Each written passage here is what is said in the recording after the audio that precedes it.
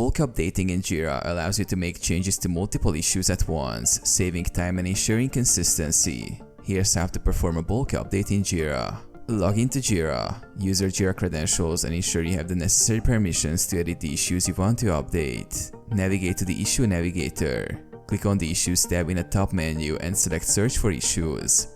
This opens the Issue Navigator, where you can search and filter issues. Filter issues. Use filters to find the issues you want to update. You can search by project, issue type, status, or any relevant criteria. Use JQL for more advanced searches if needed. Select issues. Once you have the list of issues, click the checkbox next to each issue you want to update. To select all issues, click the checkbox at the top of the list. Start bulk change. Click on the Tools button and select Bulk Change All Issues. Choose Operation. Select the type of operation you want to perform, such as edit issues, move issues, transition issues, or delete issues. Click Next. Set fields to update. For editing, select the fields you want to update and set the new values. Click Next. Review and confirm. Review the changes. If everything is correct, click Confirm to apply the updates.